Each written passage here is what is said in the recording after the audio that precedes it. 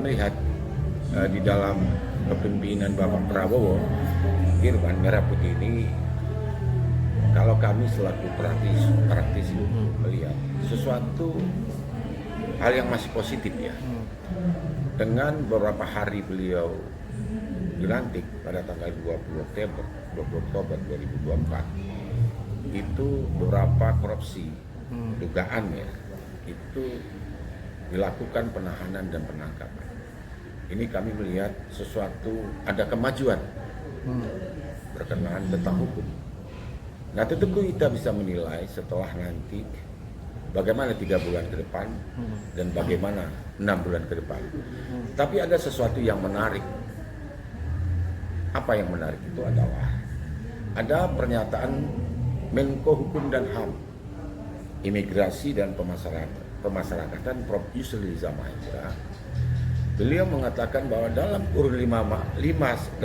kurun 1 tahun ini ada 5 undang-undang yang akan ditinjau ulang kembali.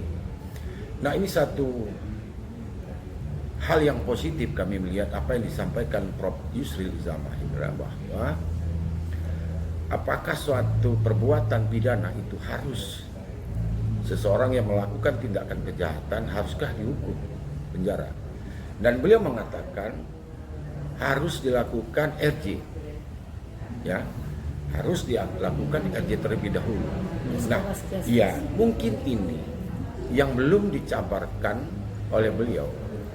Nah, ini sesuatu untuk bagi kami selaku penegak hukum, kami beranggapan ini positif. Contoh misalkan pasal 372, 378. Nah, ini kalau dilakukan ada perdamaian, sekiranya dua melakukan perdamaian, otomatis perkaranya terhenti. Tetapi kalau kita melihat fakta sekarang ini, ada yang sudah terjadi perdamaian, tetapi perkara tetap lanjut. Nah, inilah yang dikatakan Prof. Yusril Iza Mahendra, di mana kepastian hukum itu? Nah, mungkin inilah yang dugaan kami masih ada terjadi carut marut hukum yang ada di negara Indonesia ini. Nah, ada beberapa hal yang disampaikan oleh Prof. Yusril, tentu kami ini selaku praktisi sangat mendukung 5 undang-undang yang akan direvisi oleh beliau. Tetapi ada satu yang menarik. Nah, ini perlu kita dorong, ya. Jadi kalau kita ini melihat ini tentang korupsi yang kalau saya melihat sampai saat ini Presiden Joko Widodo sudah mengajukan untuk merevisi undang-undang korupsi, tapi sampai hari ini belum didok oleh DPR RI. Ada apa pertanyaan kita? Nah, hukum ini harus baik di Indonesia. Kalau hukum baik, insya Allah ekonomi ke bawah, masyarakat rakyat akan baik. Tapi kalau hukum masih carut baru, dari mana kesejahteraan masyarakat yang didapat? Ingat, Prabowo itu punya komitmen yang tinggi. Dia tidak ingin melihat rakyat Indonesia miskin. Tapi kalau hukum belum bisa dibenahi, apakah sampai yang diinginkan oleh Bapak Prabowo? Jadi terutama senjata utama di kita ini di Indonesia, dimanapun seluruh dunia, hukum harus dibenahi. Itu kuncinya. Apapun bernegara, kalau hukum masih carut baru, hukum masih tebang pilih, tidak akan mungkin keadilan masyarakat itu bisa terpenuhi. Nah, saya mendorong untuk Bapak Prabowo Subianto dan DPR RI sahkan untuk revisi undang-undang koruptor ataupun dirampas hartanya bila perlu dimiskinkan. Dan kalau saya mengusulkan minimal ditambah hukuman kurungan badan itu minimal 15 tahun seumur hidup atau hukuman mati. Jika ini diberlakukan benar serius Bapak Prabowo Subianto dan DPR RI, saya rakyat Indonesia akan sejahtera. Inilah kunci Indonesia bisa kaya raya kalau hukum ditegakkan, terutama korupsi. Siapa yang memiskinkan Indonesia? Koruptor. Kuncinya di situ. Tidak perlu kita harus ke kanan ke kiri menyalahkan orang. Benahi dulu tuh oleh anggota Dewan Perwakilan Rakyat. Itu tugas dan tanggung jawab dia.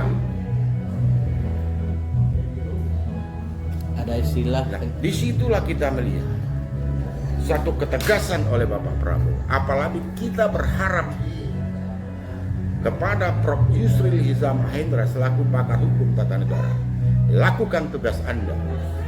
Karena beliau sebelum menjadi Menteri Hukum dan HAM, pernah beliau mengatakan hukum kita masih carut marut. Dan Pak Mahfud, mantan Menko Polhukam, sama. Itu dua-dua orang sangat luar biasa di bidang hukum tata negara. Dan sekarang Pak Mahfud setelah dia tidak di kepemerintahan, dia mengkritisi, kita dukung. Dia sangat sekarang kritis terhadap bidangnya, yaitu hukum. Nah, jadi kami minta sekali lagi DPR RI kalau mendengar dok itu revisi koruptor agar bisa dirampas saatnya dimiskinkan. Mungkin itu dari saya. Cepat banget untuk menangkap korupsi kan, udah terlihat banget kinerjanya.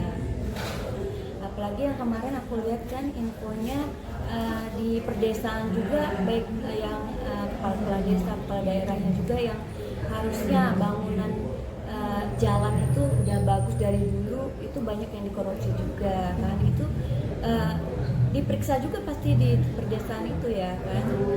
Jadi sekarang jalan-jalan di perdesaan juga udah dibangun juga karena takut diperiksa juga sama ya. Kalau saya melihat hari ini mungkin udah 10 tahun rasanya rakyat selalu turun ke jalan menggugat, demo untuk minta hak, bukan ingin kaya, penuhi perut mereka kelaparan, pendidikan anak, kesehatan, tentang omnibus law, kemahalan, semua.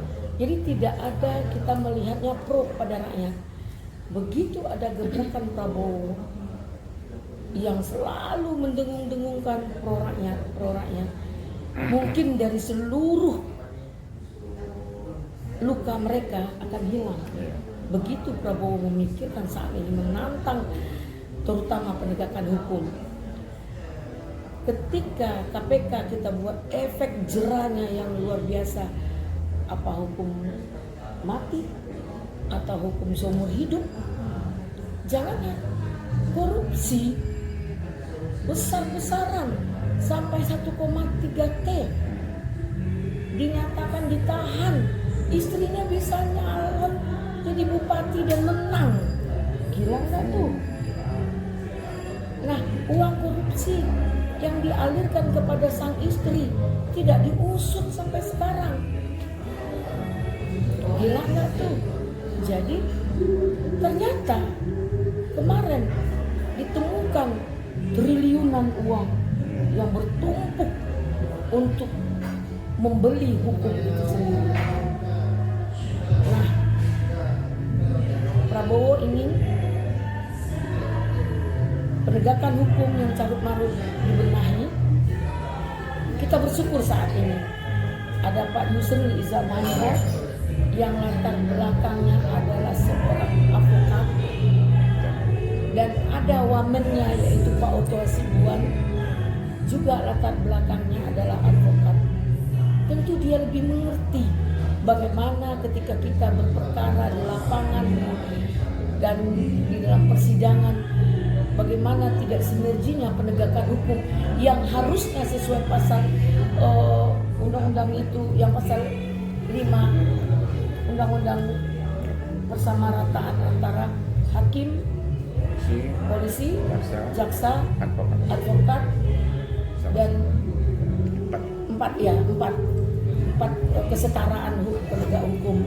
Nah, kita selalu terabaikan dengan di penyidikan, karena pemutus adalah penyidik. Nah, jadi ketentuan selanjutnya rasanya dengan jaksa atau dengan hakim bahkan terabaikan pembelaan hukum terhadap pengacara. Jadi kita minta kepada semua penegak hukum agar kita dapat membangun konstruksi hukum yang baik dan benar. Untuk itu saya di sini berharap kepada Menteri Kemenkumham Pak Yusril, Pak Otto Hasibuan, yang tadi juga kami juga sangat bangga hari ini dapat undangan dari Kejagung, di mana mereka memberikan penyuluhan terhadap artis dan pengusaha tentang money laundering. Ya, tentang money laundering, di mana money laundering ini yang selalu targetnya adalah artis dan yang tidak paham hukum kadang-kadang, dan juga di pedesaan. Jadi kades dikasih uang 1 M untuk operasional, sementara mereka nggak pandai mempertanggungjawabkan di penjara, ya. Sementara pejabat tinggi yang miliaran itu lolos. Nah, bagaimana kita memberikan jabatan kepada kades, RT, RW tentang pertanggungjawaban keuangan dengan memberikan penyuluhan hukum itu sendiri. Seperti tadi, bahwa artis ini kan public figure, tiba-tiba ada pencucian uang, dia terlibat dan langsung dipublish, hancur dia, kan seperti itu. Nah, mungkin hari ini kita lihat Kejaksaan Agung berbenah membuat wajah baru. Kita minta juga kepada hakim, ya, kalau kepolisian kemarin juga sudah berbenah oleh Pak Tito Karnavian yang memberikan statement. Maaf, Pak Listio Sigit yang sudah memberikan statement 100 item untuk kepentingan penegakan hukum itu, agar polisi juga mengikuti aturan-aturan dalam di kepolisian itu. Nah, saya lihat juga tadi berbenah juga kejaksaan, tinggal lagi hakim. Kita tahu hakim adalah wakil Tuhan.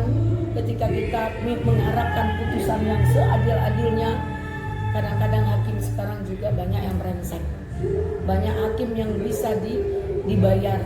Jadi jangan kita buat hakim wakil Tuhan, bisa juga hakim jadi wakil setan. Nah, saya terus terang karena ada yang kejadian di baru-baru ini seperti di Surabaya, ya, Kanjeng. Nah, kita tidak menyangka seperti itu, dan terutama kepada teman sejawat kami, yaitu sesama advokat, tolong berikanlah bantuan hukum yang sebenar-benarnya. Jadi kita membantu yang benar, bukan membantu yang bayar. Kadang-kadang meringankan persoalan-persoalan kepada orang yang sangat membutuhkan keadilan itu sendiri. Nah, percayalah bahwa apa yang kita lakukan kita akan bayar dengan apa yang kita tanam, pasti itu yang akan kita tuai.